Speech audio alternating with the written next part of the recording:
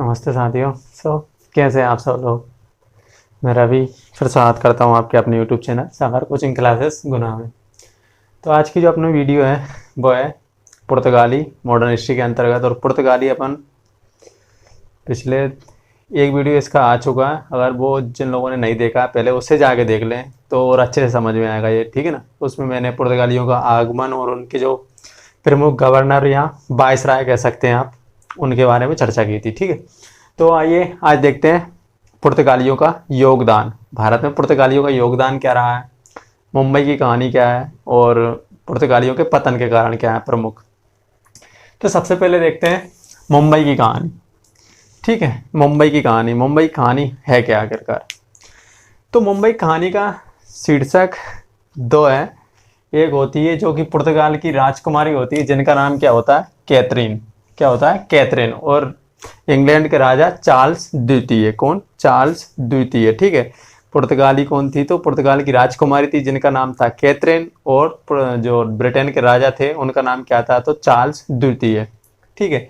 हुआ ये कि 1661 में, कब, 1661 में पुर्तगाल की राजकुमारी कैथरीन का विवाह किससे तय हुआ, इंग्लैंड के राजा चार्ल्स द्वितीय से तय हुआ, ठीक है। तो जब विवाह हुआ इनका, यानी कि इन दोनों का विवाह हो गया, और विवाह होने के बाद में जो पुर्तगाली थे, पुर्तगालियों का कब्जा उस समय तक कहाँ पे था, भारत में आ चुकी थी। मैंने बताया था कि ब्रिटेन कब आया था भारत में, तो 1600 में आया था, ठीक है ना। और पुर्तगाली कब आ गए, तो 1498 में आ गए थे। तो पुर्तगालियों ने अपनी जो राजकुमारी थी उसको दहेज के रूप में क्या दिया, तो मुंबई दिया। इंग्लैंड को क्या दिया, दहेज के रूप में, यानी कि चार्ल्स द्वितीय को, अपने दामाद को क्या दिया उन्होंने, मुंबई क्या कर दिया, गिफ्ट दे दिया, दहेज के रूप में दे दिया, ठीक है। तो दहेज के रूप में किसने दिया था, तो ब्रिटेन को दिया था पुर्तगालियों ने, ठीक है। कब हुआ था इनका, शादी कब हुई थी, तो 1661 में हुई थी। राजकुमारी कौन थी पुर्तगाल की, तो कैथरीन थी। एवं ब्रिटेन के राजा कौन थे, तो उस समय चार्ल्स द्वितीय की जब दोनों की शादी हुई तो उस समय जो मुंबई था वो मुंबई किसके अधीन आता था, तो पुर्तगालियों के अधीन आता था। लेकिन पुर्तगालियों ने क्या किया, ब्रिटेन को अपनी राजकुमारी की शादी में दहेज के रूप में किसको सौंप दिया, ब्रिटेन को दे दिया, ठीक है। तो सपनों की नगरी जिसे मुंबई कहते हैं अपन, मुंबई को देख लो, पुर्तगालियों के जलवे देख लो, ब्रिटेन को क्या दे दिया, दहेज के रूप में दे दिया, ठीक है ना। सपनों की नगरी को दहेज के रूप में दे दिया। तो हुआ क्या कि इसको जब इंग्लैंड ने, यानी कि पुर्तगालियों ने इसको किसको सौंप दिया, इंग्लैंड के राजा को दहेज के रूप में दिया। तो आप ये बात याद रखना, इन्होंने इंग्लैंड को दिया था, ना कि ईस्ट इंडिया कंपनी को। क्योंकि जो भारत में आई थी वो कौन थी, ईस्ट इंडिया कंपनी थी। ईस्ट इंडिया कंपनी का समापन होता है 1857 के बाद में। जब भारत में 1857 की क्रांति होती है तो उस समय, उसके बाद क्या होती है कि जो ईस्ट इंडिया कंपनी होती है वो ब्रिटेन की जो रानी रहती है, या राजा रानी जो भी मान लीजिए, उसको क्या कर दिया था, ईस्ट इंडिया कंपनी को खत्म कर दिया था। और उन्होंने अपने सीधे अपने हाथों में क्या ले लिया था, भारत का कंट्रोल ले लिया था, ठीक है। लेकिन 1857 से पहले किसके हाथ में था, तो ये ईस्ट इंडिया कंपनी के हाथों में था, ठीक है, भारत का जो कंट्रोल था। तो चार्ल्स द्वितीय ने क्या किया, ब्रिटेन को जो मुंबई जो दहेज के रूप में मिला था, उसने क्या किया, 1668 में, क्या 1668 में जो मुंबई था उसको ब्रिटेन, यानी कि जो ब्रिटेन की जो कंपनी थी ईस्ट इंडिया, जो कि भारत में मतलब भारत में अपना व्यापार करती थी, उसको सौंप दिया, ठीक है ना। क्या कर दिया कि तुम इसका यूज करो। और इसके बदले वो क्या करती थी, ईस्ट इंडिया कंपनी उन्हें कितने पाउंड दिया करती थी। इंग्लैंड में क्या चलता है, पाउंड चलता है, ठीक है। यहाँ भारत में रुपया, वहां पे पाउंड। तो ब्रिटेन में जो ईस्ट इंडिया कंपनी थी उसने 10,000 पाउंड में, कितने, 10,000 पाउंड, जो कि वार्षिक होते थे, 10,000 पाउंड में किसको सौंप दिया, जो ब्रिटेन के राजा थे चार्ल्स द्वितीय ने, मुंबई को 10,000 रुपये देना है मुझे, तो तुम साल का, और संभालो मुंबई, जैसे यूज करना है कर सकते हो, ठीक है ना। तो चार्ल्स द्वितीय ने ईस्ट इंडिया कंपनी को 1668 में क्या कर दिया, मुंबई को किराए पे दे दिया। क्या कर दिया, किराए पे दे दिया, ईस्ट इंडिया कंपनी को किराए पे दे दिया, ठीक है ना। तो उसके बाद में ब्रिटेन ने क्या किया, जो ब्रिटेन की जो ईस्ट इंडिया कंपनी थी उसने क्या किया, 1687 में, क्या किया उसने, 1687 में। और इससे मिला कब था, तो 1668 में। और इंग्लैंड ने, सॉरी, पुर्तगालियों ने इसे मतलब दहेज कब दिया था, तो 1661 में दिया था, ठीक है, कैथरीन। और जब चार्ल्स द्वितीय का विवाह हुआ तो उन्होंने क्या कर दिया, मुंबई को दहेज के रूप में दे दिया। फिर मुंबई जो राजा था वहां का चार्ल्स द्वितीय, उसने क्या किया, ईस्ट इंडिया कंपनी को इसको लीज पे दे दिया, अर्थात किराए पे दे दिया कि आप भाड़ा दीजिए इतना और साल भर इसका साल का भाड़ा इतना रहेगा और आप इसे यूज करिए, यानी कि इसका उपयोग करिए, जो करना है वो करिए। तो ब्रिटेन जो ईस्ट इंडिया कंपनी थी वो 10,000 पाउंड देती किसको, चार्ल्स द्वितीय को, ठीक है। और बदले में क्या मिल गया उन्हें, मुंबई मिल गया 10,000 पाउंड के बदले। तो इसके बाद क्या किया 1687 में, कब 1687 में ईस्ट इंडिया कंपनी ने क्या किया, मुंबई को अपना मुख्यालय बना लिया। क्या बना लिया, अपना मुख्यालय बना लिया, यानी कि अब वहां पे सैनिक छावनी भी बना ली उन्होंने, सैनिक गणना और जितने काम थे उसके मुख्यालय बनाकर वहां से वो करने लगे, ठीक है। तो मुख्यालय कब बनाया इसको, 1687 में बनाया, जबकि ईस्ट इंडिया कंपनी को ये मुंबई मिला कब था, तो 1668 में मिला था, जो कि किसने दिया था, चार्ल्स द्वितीय ने दिया था इनको 10,000 रुपये, 10,000 पाउंड प्रति साल के हिसाब से, ठीक है। और इन्हें कब मिला था, तो इनको मिला था जब कैथरीन और इनका विवाह हुआ था 1661 में, तब इन्होंने पुर्तगालियों ने क्या किया था, दहेज के रूप में मुंबई को ब्रिटेन के हाथों सौंप दिया था, ठीक है, दहेज के रूप में दिया था ब्रिटेन को। अब बात करते हैं आगे पुर्तगालियों का योगदान, ठीक है। इसमें से अगर क्वेश्चन आते नहीं है, वैसे यदि आ जाए तो बस इतना है कि दहेज के रूप में दिया था पुर्तगालियों ने मुंबई को ब्रिटेन को। अब आते हैं पुर्तगालियों का योगदान, ठीक है। तो पुर्तगालियों का जो योगदान है उसमें सबसे पहले आता है प्रिंटिंग प्रेस की शुरुआत, ठीक है। प्रिंटिंग प्रेस की शुरुआत, प्रिंटिंग प्रेस, अगर मान लीजिए आपको कोई इस समय तक आपको कोई कॉपीज बनानी है, यानी कि एक किताब की कई सारे लोगों में बांटनी है, तो आप क्या करोगे, उस समय आपके पास कोई प्रिंटिंग तो नहीं, आप जाओगे सीधे जाके फोटोकॉपी करवा के और बांट देना है, जिसको बांटना है उसको ले जाता हूँ। लेकिन उस समय क्या करना पड़ता, अगर यदि कोई किताब की डुप्लीकेट यानी कि दूसरी किताब छापनी उसी किताब को, तो उससे हाथ से ही लिखना पड़ता ना, और हाथ से लिख के इतनी ज़्यादा जनसंख्या को कोई बांट नहीं सकता था। तो इसीलिए किसका निर्माण हुआ, फिर आई प्रिंटिंग मशीन। प्रिंटिंग मशीन के जो निर्माता थे, यानी कि जो इसका जो आविष्कार किया था वो थे गुटेनबर्ग। कौन थे, गुटेनबर्ग, जो कि कहाँ के थे, जर्मनी के थे। कौन थे, गुटेनबर्ग, ठीक है। गुटेनबर्ग ने क्या किया था, इस प्रिंटिंग प्रेस का आविष्कार किया था, जो कि कहाँ के थे, तो जर्मनी के थे। लेकिन जर्मनी भारत में लेके नहीं आया, भारत में प्रिंटिंग प्रेस कौन लेके आया था, उस प्रिंटिंग प्रेस को लेके आया भारत में कौन, पुर्तगाली। कौन लेके आया, पुर्तगाली, ठीक है ना। तो पुर्तगालियों ने क्या की, भारत में प्रिंटिंग प्रेस की शुरुआत की, और भारत में सबसे पहली पुस्तक भी पुर्तगालियों ने छापी, जो कि गोवा के पादरियों द्वारा। कौन थे, जो गोवा के पादरी थे ना, उन्होंने क्या छापी, पहली पुस्तक छापी।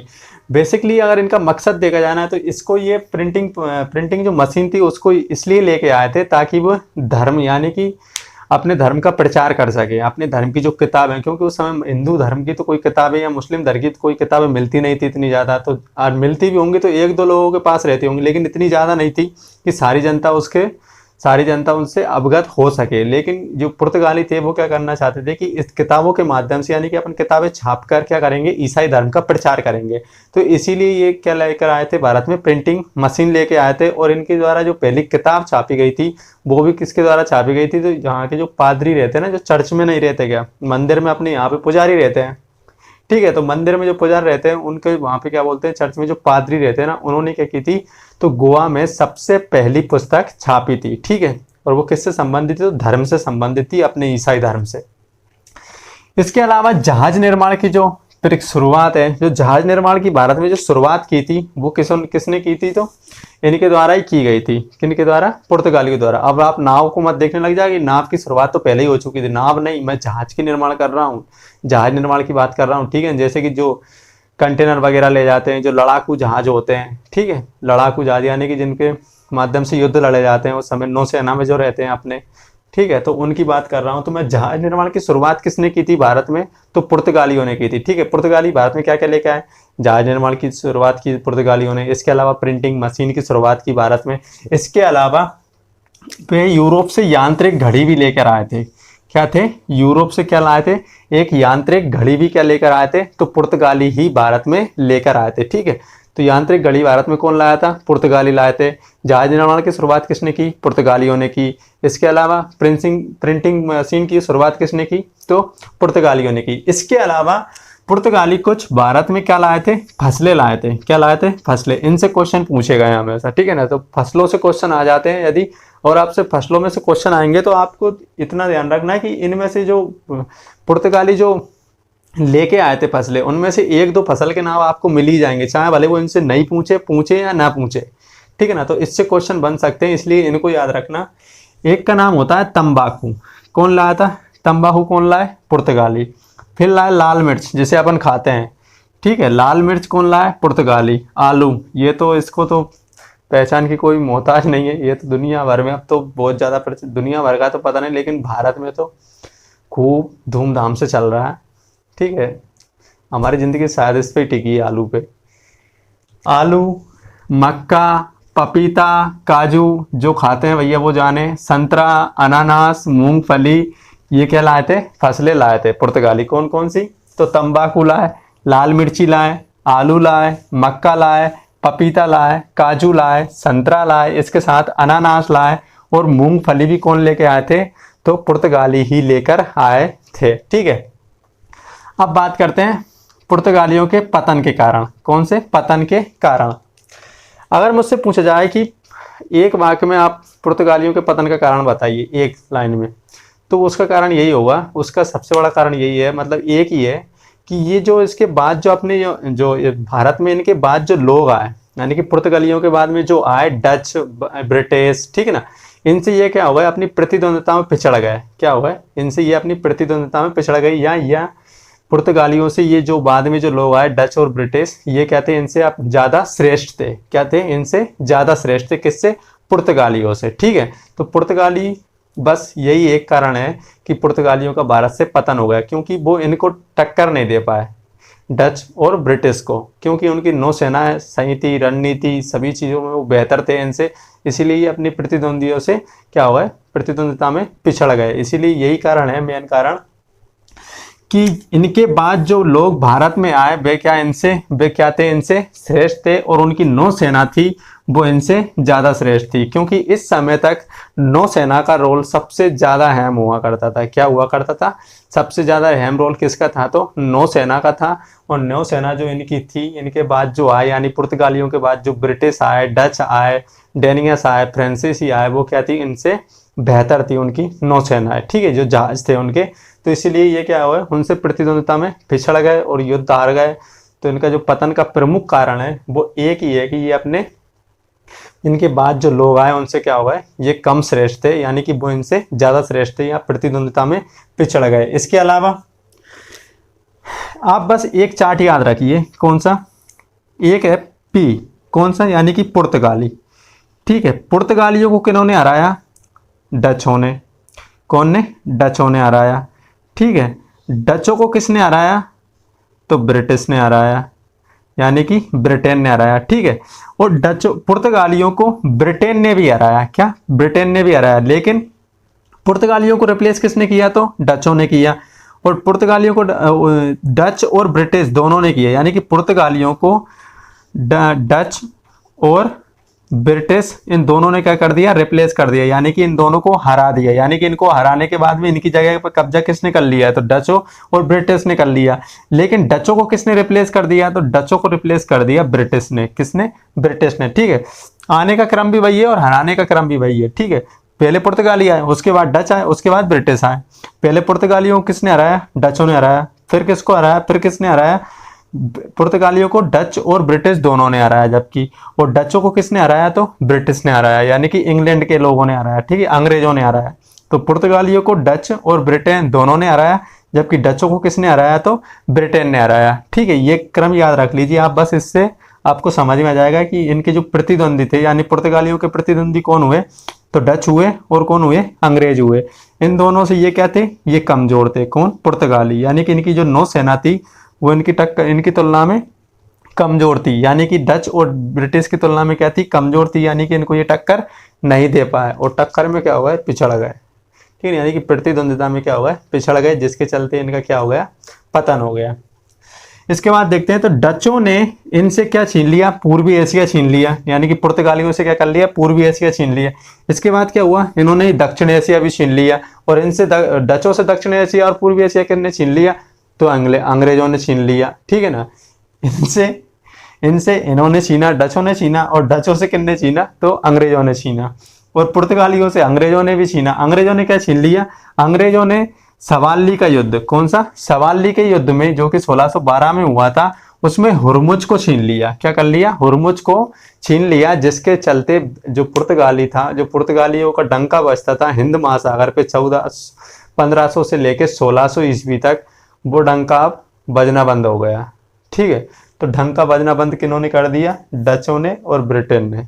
ठीक है, फिर डचों का डंका बजना चालू हुआ, इतने में ही ब्रिटेन ने डचों का डंका बजना बंद भी कर दिया। ठीक है, तो इनका किसने किया? इन दोनों ने किया। जबकि इसका किसने किया? तो इसने किया। ठीक है, तो जो पुर्तगाली था, जिनका जी कि पूरे हिंद महासागर पर कब्जा था, यानी कि नियंत्रण था, उनके बिना वहां पर पत्ता भी नहीं हिलता था।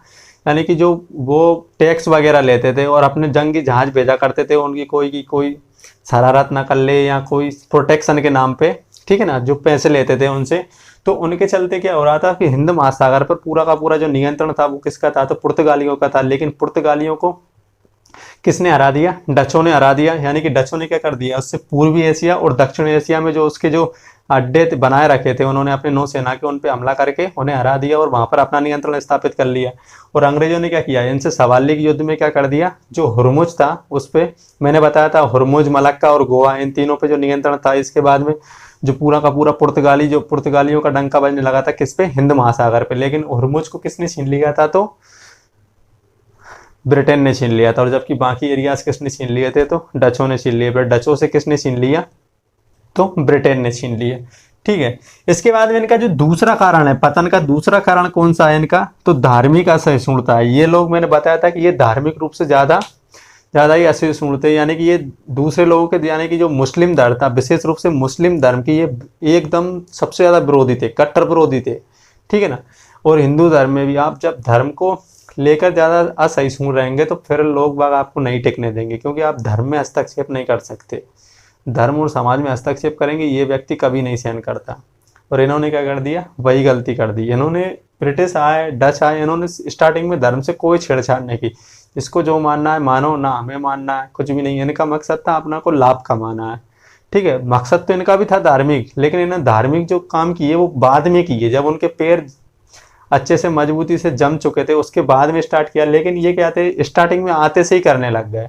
अब आते से ही करने लगे तो पहुंचा दिए दोबारा, क्योंकि इसके चलते क्या हो गए थे, जो भारतीय थे वो इनके विरोध में होने लगे थे। ठीक है ना। जैसे कि जो राजा थे, वहाँ के जो स्थानीय राजा थे, वो क्या करते थे, अगर डच इनसे युद्ध करने जा रहे हैं तो वो इनको सपोर्ट करने लगे, ब्रिटिश करने जा रहे हैं तो ब्रिटेन को सपोर्ट करने लगे, यानी कि इनको भगाना चाहते थे कुल मिला के। तो बस धार्मिक असहिष्णुता इसका दूसरा कारण थी। और पहला कारण क्या था, ये अपनी जो बाद में आए उन प्रतिद्वंदिता के चलते पिछड़ गए थे, यानी कि उनसे कम श्रेष्ठ थे। इनके बाद जो लोग आए, यानी कि डच और ब्रिटिश आए, वो लोग क्या थे, इनसे ज़्यादा श्रेष्ठ थे। इसके चलते ये उनका सामना नहीं कर पाए और अपना नियंत्रण खो बैठे। जबकि सबसे बाद में कौन गए, तो पुर्तगाली गए, लेकिन उनका पूरे भारत पे कब्जा नहीं हुआ था। गोवा, दमन द्वीप, यही क्षेत्र बचे थे बस अकेले। इसके बाद में क्या कर दिया था, तो हरा दिया था। तो आज का वीडियो यही खत्म। बस आपको इसमें से इतना याद रखना है कि एक तो इनके योगदान याद रखना है, और रख सको तो थोड़ा बहुत ये याद रखना है कि पतन के कारण बस एक रखना है कि इनके बाद जो लोग आए थे वो ज़्यादा श्रेष्ठ थे, जिनके चलते इनका पतन हो गया। ठीक है, इसमें जो सब्जियां, यानी कि जो फसलें लेकर आए उनको याद रखना है। कौन कौन सी लेकर आए थे, तंबाकू, लाल मिर्च, आलू, मक्का, पपीता, काजू, संतरा, अनानास, मूंगफली, ये चीज़ें लेकर आए थे भारत में। ठीक है, तो बस इनको फसलों को याद रखना है और इनका थोड़ा बहुत योगदान। और प्रिंटिंग मशीन, जहाज निर्माण की प्रक्रिया शुरू की, और यांत्रिक गाड़ी लाए और फसलें लाए। और फसलों में सबसे ज़्यादा किस में ध्यान रखना है, तो फसलों पर रखना है। ओके, तो मिलते हैं अगले वीडियो में। तब तक के लिए जय हिंद, जय भारत, जय माता दी।